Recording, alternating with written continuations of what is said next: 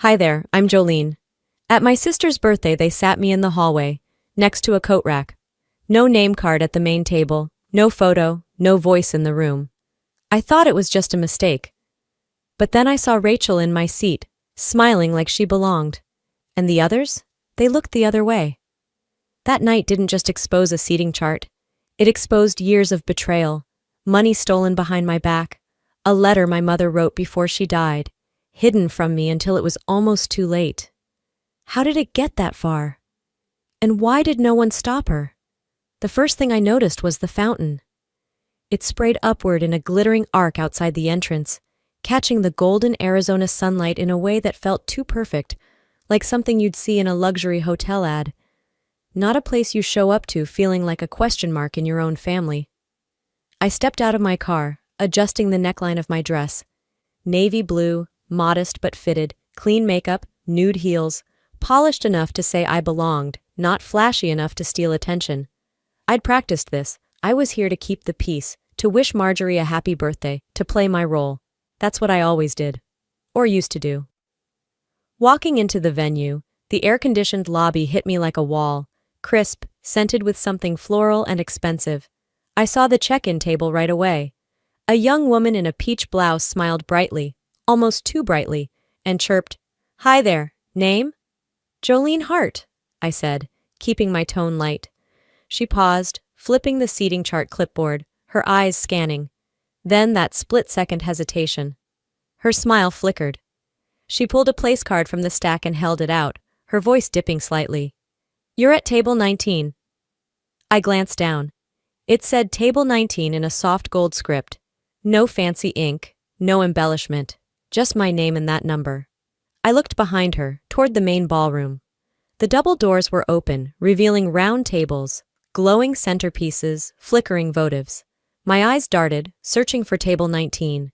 She followed my gaze and hesitated again before gesturing, not toward the ballroom, but to the side hallway. "It's just out there, by the coat room." "Excuse me?" I asked, forcing a small laugh. "Is this a mistake?" She blinked, apologetic but firm. "That's your assigned seat." I stared at her for a beat, then down at the card. My hands suddenly felt clammy. I thanked her because I was still on autopilot, and turned toward the hallway. It smelled faintly like lemon cleaner and dust. A long rectangular table was tucked against the wall, a few chairs pushed in haphazardly. No linen, no centerpiece, no lighting. Just forgotten. I stood there blinking. It wasn't just exclusion, it was placement. This wasn't just about seating, it was a statement. A message wrapped in passive aggression. You don't matter enough to sit with us. Trying not to show how badly it stung, I straightened up and made my way toward the ballroom entrance, scanning the room. That's when I saw her. Marjorie, my sister, the birthday girl. She stood in a champagne-toned gown that probably cost more than my monthly rent, laughing with a group near the cake table. Her curls bounced as she tilted her head and smiled, always perfectly poised. And sitting right next to her? Rachel. I stopped mid-step. Rachel. The same woman who had cried to me 3 years ago about needing money to keep her apartment. The same woman I had loaned $2,000 to, who ghosted me after. And now she was sipping wine, nestled into the seat I had expected to take. It was all too coordinated. I walked slowly past them, trying not to draw attention, but Rachel spotted me and did a double take. Then she grinned. "Oh my God, Jolene, it's been ages," she said too loudly. I gave her a tight smile. "Yeah, it really has."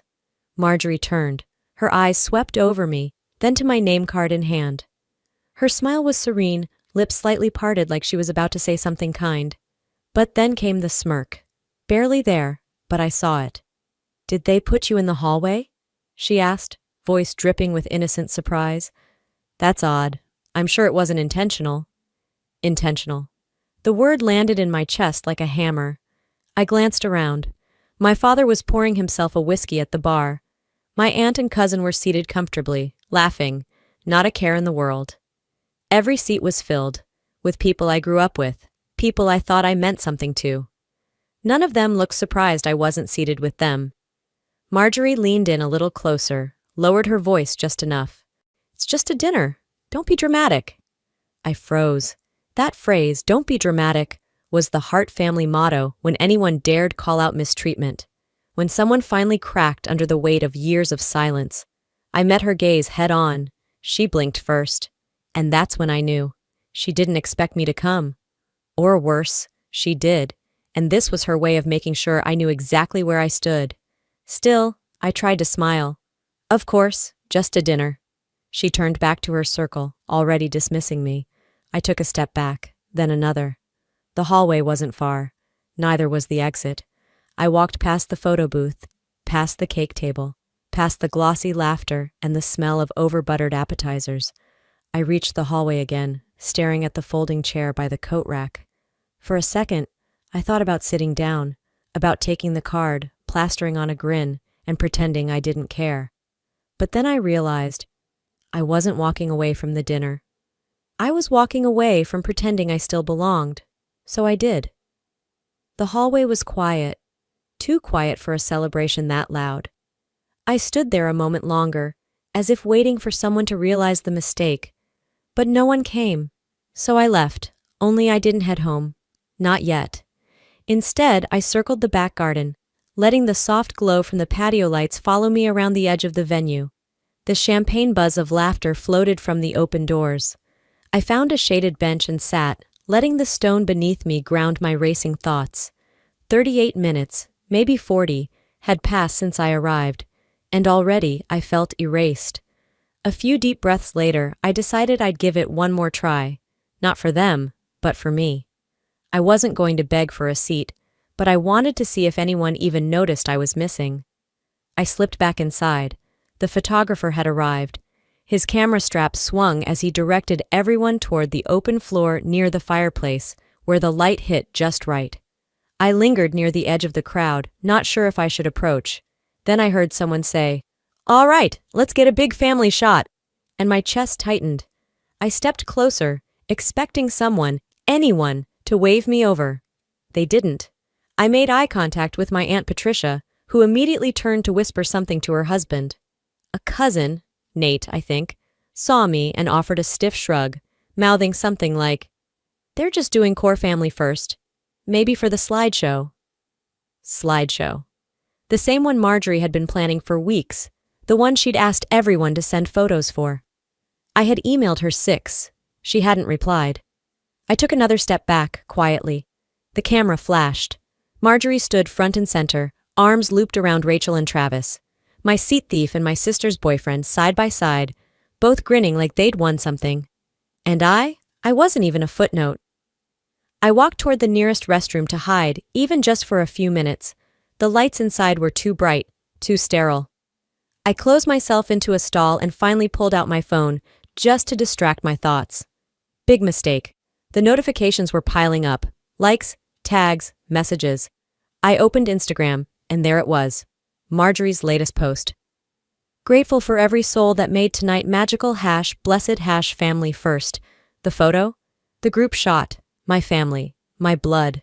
Laughing, glowing, polished to perfection. Except, I wasn't in it.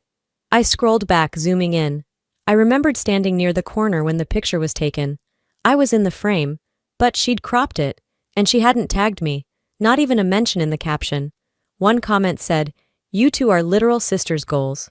Another, "That smile says everything. You're surrounded by real love." I bit the inside of my cheek until I tasted copper.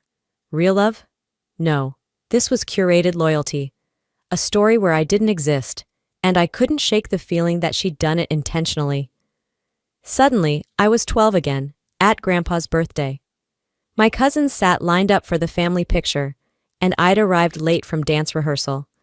I remember running toward the group, still in my leotard, my hair frizzy with sweat. I stood at the edge of the frame, and later when the photo was printed, someone had used scissors to trim the border, cutting me out. My mother claimed it was to fit the frame. I believed her. Back then, I always did. Even as a child, I learned how to be invisible. That memory cracked open something deeper.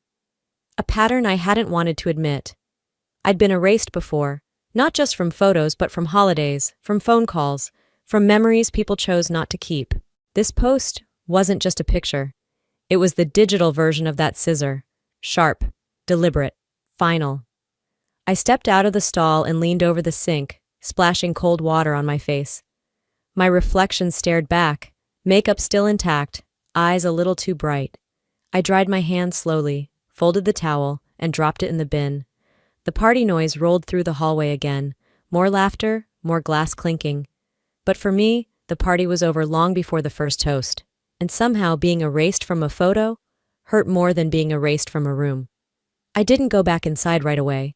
Instead, I pushed open the side door that led out to the garden lounge. The scent of blooming jasmine drifted in the breeze, mixed with faint traces of vanilla candles from the buffet tables. It was quiet out there, calm, like a different world from the curated chaos inside. I needed air, not just oxygen, but space. Space from the digital slap I'd just taken, from the smiley captions and hollow hashtags, from the memory of being intentionally framed out of someone else's narrative.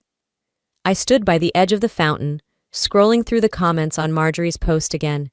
Each word felt heavier the longer I read. Fake admiration, fabricated praise, performative sisterhood. And then one comment caught my eye. "You've always been the one looking out for her. You're the best big sis ever." I stared at it for a moment too long. Then, without thinking, I whispered aloud to no one but the air.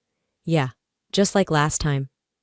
It wasn't meant to be said, but once it left my mouth, something inside me cracked open.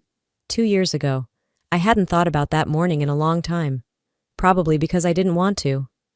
Back then, I was job hunting hard after taking time off from corporate to help Dad through his heart surgery. I'd landed an interview at Zenith Financial, a major firm in downtown Phoenix. The kind of role that could have reset everything. Full salary, benefits, a clear track back into the game. The night before the interview, I was at Marjorie's for dinner. She poured us wine, asked about my outfit, my resume, even offered to steam my blouse so it didn't wrinkle in the car. She seemed helpful, too helpful. Before bed, I double-checked the interview location. Lincoln Tower, Suite 3204. That's what the email said. But the next morning, as I sat in my car ready to punch in the GPS, I got a text from her.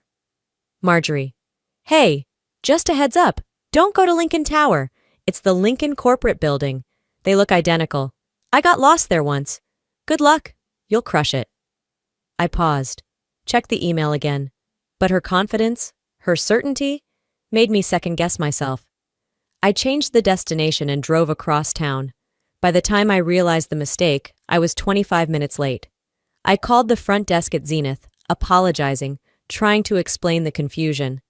But they'd already moved on. The recruiter wouldn't reschedule. I was devastated. When I told Marjorie, her response was a soft gasp and a half laugh. "Oh shoot, I must have mixed them up. I was sure it was the corporate building. But hey, everything happens for a reason, right? You'll bounce back." I told myself it was an honest mistake. She didn't mean it. Maybe she really was confused. Maybe she was just trying to help. But now, standing there in that garden, seeing how precisely she could manipulate a moment, a caption, a seating chart, it all clicked. That text wasn't sisterly concern. It was control, dressed up in emojis. She hadn't messed up. She redirected me. Away from opportunity, away from power, away from anything that might have made me too equal. Too threatening. And what made it worse? I believed her. I made myself small in order to keep the peace. The kind of peace that always came at my expense. My stomach churned. Not just from the realization, but from the years I spent excusing it, rationalizing it, telling myself that if I was patient, if I was forgiving, if I didn't make waves, someday she'd see me the way she pretended to on Instagram. That day never came, and it wouldn't, because the truth is, Marjorie wasn't careless. She was calculated. She didn't misguide me by accident. She redirected my entire life on purpose. I re-entered the venue through the side entrance, brushing past a waiter who offered me a flute of champagne I didn't take. The music had shifted into something slower now, the kind of ambient jazz that filled in silences too awkward for conversation. I found a small bench near the back bar, partly shaded by a decorative ficus. It was tucked far enough into the corner that no one would notice me, not unless they were looking. and no one was. I was still scrolling through the comments under Marjorie's post when someone's shadow interrupted my screen.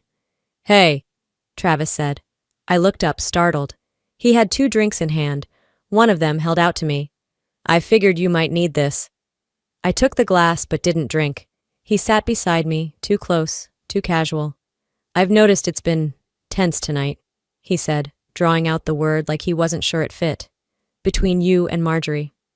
I kept my face neutral. "She told me things have been rough between you two," he went on.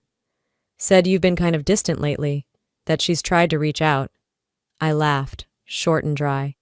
"She's good at making herself the victim," I replied, letting the bitterness show for the first time that night. He studied me for a second, then tilted his head. "I mean, do you think maybe you're just a little jealous? I don't mean that in a harsh way. It's just, that's how it sounded when she talks about you." There it was. That word, jealous. The catch-all defense mechanism for when someone dares to call out injustice in a family. The shield behind which manipulation gets to hide and flourish. I stared into my untouched drink, the fizz having already gone flat. "I used to believe she meant well," I said softly. "I don't anymore." He didn't answer right away, just shifted awkwardly in his seat. "I'm not saying you don't have your side," he added. "I just know Marjorie's been under a lot of pressure lately." I turned toward him, finally meeting his eyes. Pressure doesn't give you permission to rewrite someone else's life story. He blinked. I stood, set the drink down on the bar, and walked toward the main room, needing space again, but this time not to breathe. To remember. Across the room, Rachel was laughing with someone near the dessert table, her voice just loud enough to carry over the music. I froze. Rachel. I hadn't thought about her in months, not since she'd vanished. Flashback. A year ago my phone buzzed just after midnight. Rachel's name lit up my screen. She was crying, panicked, said she was 2 months behind on rent, couldn't make her car payment, and was scared she'd lose everything. I didn't even hesitate. I wired her $4,000 the next morning, from my emergency savings, money I'd planned to use for dental work, or to finally take that road trip up the coast. She promised to pay me back. She never did. Weeks passed, then silence. She stopped answering calls, stopped replying to messages. Now here she was, at Marjorie's party dressed in designer, sipping wine like nothing ever happened. I glanced back at Travis, who was now talking to Marjorie again, completely unaware. Of course he was. He only knew the version of me Marjorie curated, the edited one, the difficult one, the ungrateful sister. My chest tightened. It wasn't the money that hurt the most. It was realizing how replaceable I'd always been to the people I thought I was loyal to. I moved to the side of the room, leaned against the wall, eyes locked on the party around me, the performance, the curated narrative, and suddenly I wasn't just hurt, I was furious. At the lies, at the rewriting, at the way everyone seemed so comfortable building an entire version of me that suited their story better than the truth ever did. If I stayed silent again, if I kept swallowing my pride just to make others more comfortable, I'd disappear completely. I felt it, like a line in the sand had been drawn right beneath my heels, and for once, I wasn't stepping back. If no one else will speak the truth, then maybe it's time I did. The air inside had grown thicker, like it had absorbed the tension radiating off me. I drifted toward the courtyard doors, pretending I needed fresh air again, but really, I just needed space. Space from their curated ignorance. As I sat on the stone bench tucked near the lavender hedge, a voice approached softly from behind. "Jolene?" I turned to find Wanda, our cousin on Mom's side, but more like Switzerland in this war of sisters. She always stayed out of family messes, until now. She looked nervous, her hands wrapped around a folded piece of silk. She sat beside me, smoothing the fabric in her lap like she wasn't sure what to say. "I've been holding on to something," she finally whispered. "Too long, probably, and maybe I shouldn't be giving it to you now, but I can't pretend I don't see what's happening anymore." I frowned. "What is it?" She unwrapped the silk carefully, revealing an envelope, the kind with a gold edge and soft paper, my grandmother's stationery. I would have recognized it anywhere. "She wrote this for you," Wanda said, right before she passed. Told me to give it to you only if things ever went too far. My hands trembled as I took it. I hesitated. A letter from the dead doesn't land lightly. But something in Wanda's face told me I needed to read it now, not later. I broke the seal. The handwriting was shaky, but familiar. My grandmother never minced words, and this letter was no exception. Jolene, it began. You've always seen Marjorie clearly. That's why she's always tried to blur your reflection. I stopped reading, already breathless. Wanda sat in silence beside me, letting the words work their way through me. It's not your fault, the letter continued. Some people only thrive when others are diminished, and you, my bright girl, never deserved to be made smaller so others could feel bigger. I felt something crack open in my chest. It wasn't pain, it was validation. Proof that I wasn't imagining the years of erasure, of being talked over, written out, moved aside. This letter was truth, left behind like a breadcrumb trail from someone who'd always known. I wiped my cheek before the tears had time to fall. You okay? Wanda asked softly. I nodded, but didn't speak. She took a deep breath, eyes on the envelope now resting in my lap. There's something else, she said. Of course there was. After Grandma passed, Wanda continued, I let Marjorie handle the inheritance. She said she'd combine both of your shares into one account, said she had a better financial advisor. It sounded logical at the time. I blinked slowly. You let her handle mine too? Wanda's eyes filled with something like shame. I trusted her. I thought she'd do the right thing. But after a few months, I never saw your name on the account again. I asked once. She told me not to worry, that you decided to pass your share to her voluntarily. I turned toward her, heat rising in my throat. Voluntarily? She nodded, eyes down. I didn't question it. I wanted to, but I was scared I'd make things worse. There it was again. Silence dressed up as peace. She stole from me, I said quietly, in broad daylight, and you all let her. Wanda didn't argue. She didn't defend. She just looked broken. I stood, sliding the letter back into its envelope. I wasn't going to scream. I didn't need to throw a drink or flip a table. All I needed to do was walk. So I did. I pushed the doors open and walked straight toward Marjorie. She stood near the fireplace, laughing with her circle, hand on Travis's arm like she was center stage. I stepped close enough that only she could hear me, but loud enough that everyone would notice I was speaking. If you ever try to erase me again, I said, my voice low but steady, I'll make sure everyone sees exactly who you are. She blinked, didn't speak, and for the first time in a long time, I knew she understood I wasn't bluffing. She blinked, but didn't speak, because she knew I meant it this time. By the time I stepped back into the room, something had shifted. The lighting hadn't changed, the music was still going, and glasses still clinked, but the energy, the undercurrent, was different, looser, louder, like people had finally surrendered to the night.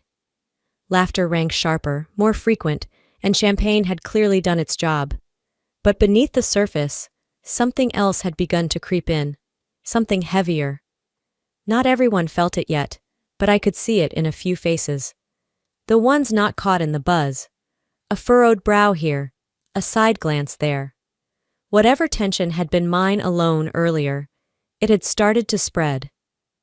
I cut through the room quietly, angling toward the back bar where I could grab some water and disappear into a shadowed corner until I figured out what to do next. I wasn't ready for a confrontation. Not yet. I just needed a moment. But that's when I saw him. Travis stood a little away from the others, half shielded behind one of the floral arrangements near the bar. His posture was stiff, head tilted down toward the phone in his hand. The expression on his face didn't match the rest of the room. Tense, confused, like he was trying to solve a puzzle that made no sense. Definitely not the look of someone basking in his engagement party. When he saw me, his eyes lingered for a beat. Then he lifted his hand in a hesitant wave. An invitation. Hey, he said as I got close. His voice was low. Can I talk to you for a second? I nodded, not trusting myself to say anything yet. He looked around to make sure no one was paying attention, then turned the screen of his phone toward me. I wasn't snooping, he said quickly. I was trying to show her this dumb meme, and this was open. On the screen, a series of text messages lit up in a familiar thread. Marjorie's thread. Still open, still active. Probably from earlier in the day. She must have forgotten to close it. I didn't need to scroll. Just one message, sitting right there in the middle of the screen, told me enough. She's a leech, always has been. She shows up just to cling to the edges of my spotlight. My name wasn't in it. Didn't have to be. We both knew who it was about. My stomach didn't drop out from under me. Not in surprise, anyway. It was more like confirmation, like the final piece of a puzzle clicking into place. I didn't flinch, didn't even look away. Travis did. I didn't know she talked about you like that, he said, voice quieter now. She talks about everyone like that, I replied. My tone was even, almost tired. You're just next. He blinked, taken aback. I thought you two were just competitive. I nearly laughed. It came out more like an exhale. No, Travis, she competes. I've just been surviving. He looked like he wanted to say more, maybe offer some defense or apology. I cut him off with a small shake of my head. You're not the reason she's like this, but you let her stay that way. That's on you. His lips parted, but he didn't argue. Before either of us could say another word, Wanda appeared beside me. I hadn't even seen her coming. She wasn't holding a drink this time. Her hands were full of paper, some printed, others folded, some clipped together with color-coded tabs. She looked calm, serious. I found these, she said, just loud enough for us to hear, in Grandma's filing cabinet. I didn't know what they were at first, but she handed them to me without fanfare. I flipped through the top few sheets. At first, it looked like normal financial paperwork, emails, transfer records, annotations in the margins. But then I saw the subject lines.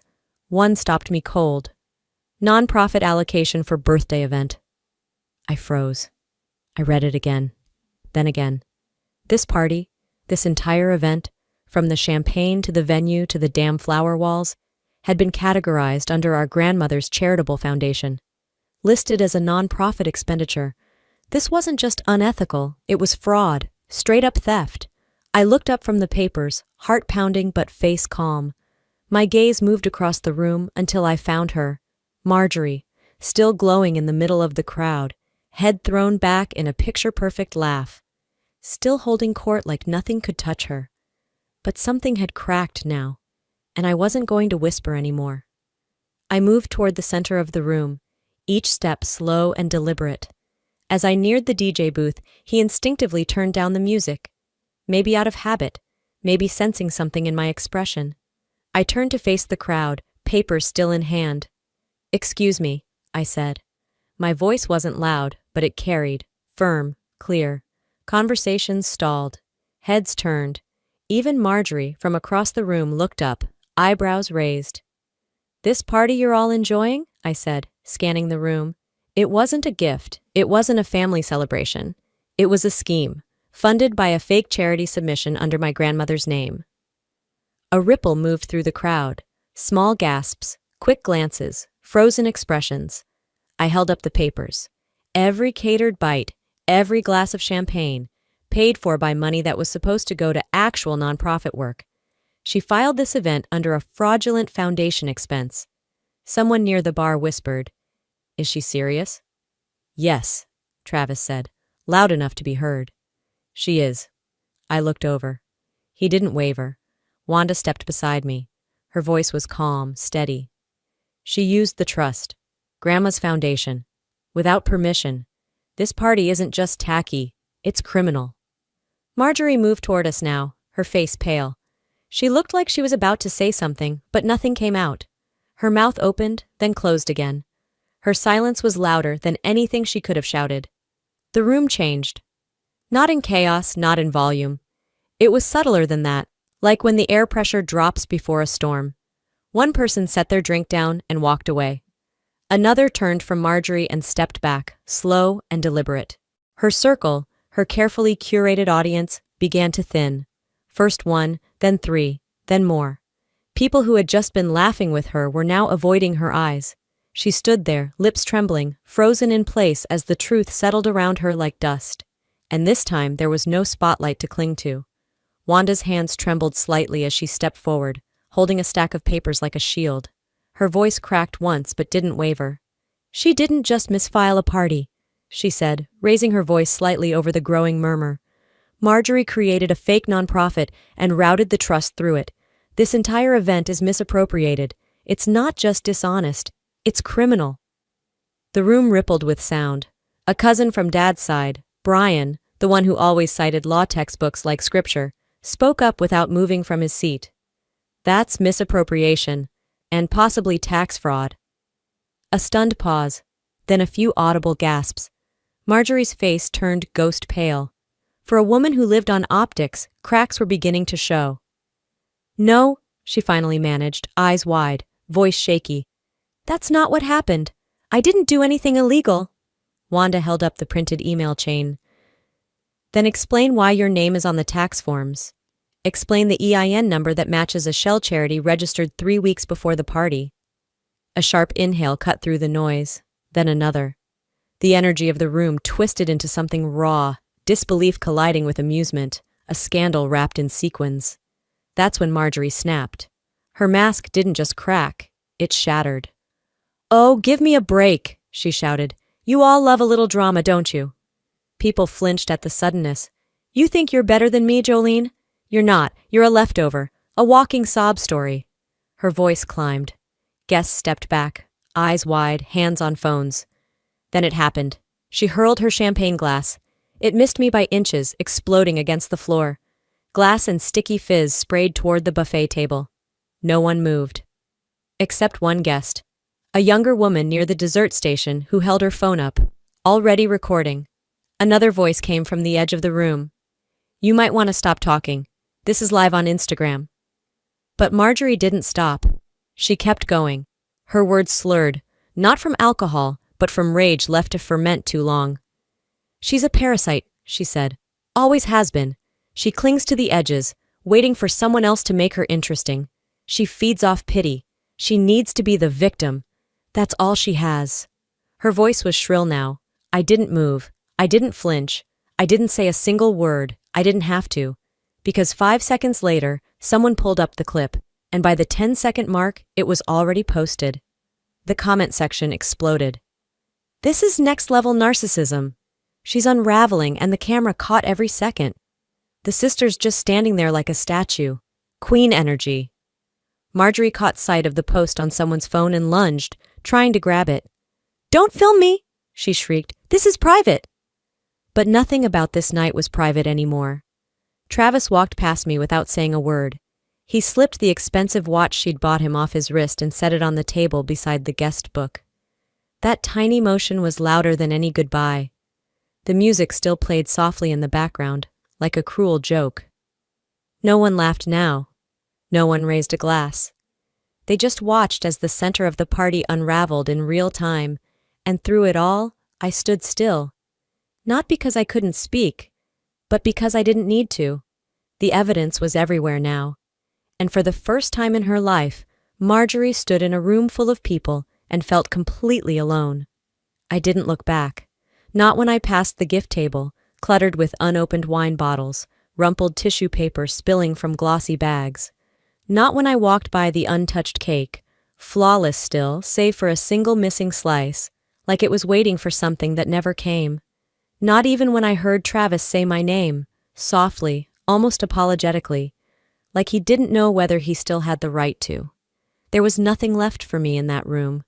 The weight I'd carried for years, every buried feeling, every forced smile, every moment I'd bitten my tongue just to keep the peace, was gone. Not like a balloon drifting away. Not soft. More like a stone being dislodged from my chest. A boulder shoved off the cliff's edge. Nothing left to hold it up. Nothing left to hold me back. I pushed open the double doors and stepped into the night. The Arizona air was cool, crisp in that dry desert way, brushing against my skin like a reset. Above me, the sky stretched wide, dark and clear, scattered with stars that glittered indifferently. They didn't care about family drama or ruined parties. They'd been here before us, and they'd be here long after. It made everything feel smaller, lighter, right. I was halfway to my car when I heard footsteps behind me, quick, hesitant. Jolene. I stopped and turned. Wanda stood under the venue's awning, a small bundle in her hands wrapped in a deep burgundy napkin. Her posture was stiff, uncertain, like she'd made a last-minute decision she wasn't sure she'd stick to. "I wasn't going to say anything," she said, voice low. "But after tonight, after what you did, I think you deserve this." She stepped forward and held it out to me. I took it, confused but quiet. She didn't explain, didn't give me the chance to ask questions. She just gave me a small nod, turned around, and disappeared back through the doors without another word. The bundle felt light, soft. Inside the napkin was an envelope, aged, worn at the corners, the paper yellowed from time and maybe guilt. My name was written across the front in handwriting I hadn't seen in years. My mother's. My breath caught. For a long moment, I just stood there under the stars, envelope in hand, everything else suspended. When I finally sat in the driver's seat, I didn't start the car. I didn't even reach for the ignition. The interior light cast a faint glow, quiet and warm, like it knew this was a moment meant for stillness. I unwrapped the napkin and turned the envelope over in my hands. The seal had already been broken. Wanda must have read it, or at least opened it. Maybe she'd wrestled with the decision to give it to me, afraid of what it might stir up. Maybe she'd held on to it for years, waiting for the right moment. I opened it slowly. The letter was short, 1 page. My name at the top, written with the same care I remembered from childhood. Labels on lunch bags, permission slips, birthday cards. "Jolene, I know you probably won't understand why I waited this long. Maybe I don't even understand it myself. But if you're reading this, it means Wanda did the brave thing and gave it to you. I want to tell you something I never had the courage to say out loud. I loved both of my daughters, but I failed you in different ways."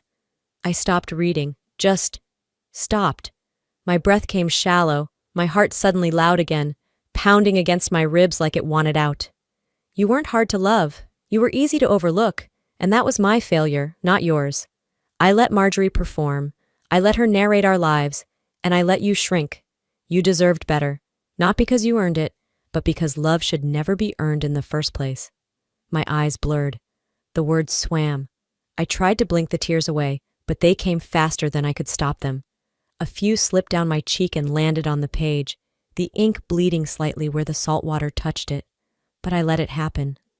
I wasn't crying from heartbreak anymore.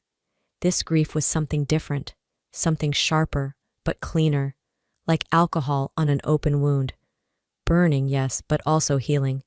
It hurt, but it clarified. I folded the letter slowly, carefully, and tucked it into my bag. I wasn't going to reread it every day. I didn't need to. Just knowing it existed was enough. Just knowing she'd written it, that she had seen me, even if too late, meant something. I started the engine, but didn't drive. I sat there, breathing, thinking, not about the party I'd just walked away from, or the shocked faces, or the text messages that would be flying by now. Not even about Marjorie, standing alone in the center of the wreckage she built. What mattered was this moment, the quiet inside the car, the silence that finally felt earned, not awkward or heavy, but honest. There was a voice in my head, not loud, not demanding, just present, and it wasn't asking, "What now?" It was saying, "Finally." Finally, I wasn't contorting myself to fit into someone else's version of the story. I wasn't reaching out for scraps of approval or chasing after the hope that someone might one day see me. My phone buzzed once on the passenger seat. A message from Travis. "I'm sorry." I stared at the screen for a long time. No anger, no ache, no righteous triumph, just peace. I powered off the phone and set it aside, and in that quiet space, something unexpected took root. Something soft but strong. Something that felt like freedom. Not just freedom from Marjorie. Freedom from the roles she cast me in. From the scripts I never agreed to. From the shadows I never belonged in to begin with. I wasn't anyone's backdrop anymore. This wasn't an escape. It was a reclamation. It had been a week. 7 days since I stepped out of that banquet hall and into a version of my life that didn't revolve around being tolerated. 7 mornings where I didn't wake up replaying conversations in my head, trying to twist myself into someone more likable, more palatable, more invisible. In those 7 days, the world hadn't stopped, but Marjorie's had cracked wide open. The video went viral by morning. A cousin with a decent TikTok following had posted it with the caption, "Family drama gone corporate." Last I checked, it had over 800,000 views and counting. The comments were relentless. Some cruel, some vindicating, all of them honest. By Wednesday, one of the nonprofits Marjorie used to volunteer for had issued a public statement. "We are terminating all association due to clear ethical violations." The email made its way to my inbox via someone I barely remembered from high school who now worked in PR. They wrote, "I thought you'd appreciate seeing this." Travis moved out of their shared apartment the next day. Wanda mentioned it over the phone, carefully, like she wasn't sure if I'd want to hear. I didn't ask for details. By Friday, Marjorie's Instagram was gone. Just gone. No public apology, no explanation. Just the digital equivalent of a house with the lights off and curtains drawn. And me? I was still here. Still quiet, but not silent. That Friday evening, I sat in my apartment, barefoot on the hardwood, folding laundry while an old Billie Holiday record played in the background. It was domestic, peaceful, unremarkable, and that felt revolutionary. My phone buzzed, a voicemail. I played it on speaker, letting it echo through the room. "Jolene, it's Travis. I just want to say I'm sorry for believing what she said, for not asking more questions. You didn't deserve any of it. I see that now. I hope you're okay, I really do." I didn't save it. I didn't delete it either. Instead, I reached into my drawer and pulled out the letter. My mother's letter. I'd read it every night since Wanda gave it to me. Not out of obsession, but because every line seemed to light a part of me I didn't know had dimmed. That night, I framed it, hung it above my writing desk, just below the window where the sunlight hit around noon. The next morning, I opened a new bank account, just in my name. I put in exactly $47,200. That was how much Wanda estimated had been diverted from my inheritance. The money wasn't from a lawsuit or a returned check. It came from me, months of side gigs, freelance copywriting, and the emergency fund I rebuilt brick by brick after Marjorie had bulldozed it. Then I wrote a check, same amount, made out to Sunridge Women's Resource Center. No return address, no name, just one line in the memo, "You deserve better." I mailed it from the blue box down the block, then stopped for a croissant on the way home. I ate it while sitting in the park, watching strangers laugh like they didn't know the world could collapse over birthday cake and passive aggression. A little boy dropped his balloon. I caught it just before it floated too high. His mother smiled, reaching out for it. "Thanks," she said. "That was sweet of you." I nodded. "Sometimes you just need someone to see you." She tilted her head, maybe sensing more in my tone than I meant to reveal, then turned back to her kid. And I walked on, past the park, past the bakery, past the quiet stretch of houses where porch lights flickered on at dusk, not toward anything dramatic. Just forward. I used to fight for a seat at their table. Now I'm building my own. Looking back, I don't regret walking away. Not because it was easy, but because, for the first time, I chose myself without asking for permission. If there's anything I've learned, it's this. Sometimes the people who claim to love you the loudest are the very ones who silence you the most. And family? It isn't about blood. It's about truth, safety, and being seen for who you are without needing to shrink to fit their version of you. To anyone watching this who's ever felt like the outsider in their own story, know this. You don't need to fight for scraps of respect from those who benefit from your silence. You're allowed to take up space. You're allowed to walk away. And you are never too old, too late, or too broken to rewrite your role in the story. Now I'm curious. Have you ever been made to feel small by someone who was supposed to protect you? What did you do? Let me know in the comments. If this story spoke to you, even just a little, drop a 1 in the chat or tell me where you're watching from. And if you didn't like it, tell me why. Your perspective matters too. And hey, if you want more stories like this, real, raw, and honest, hit that subscribe button and be the first to hear the next one. Thanks for being here. You didn't have to be, but I'm so glad you were.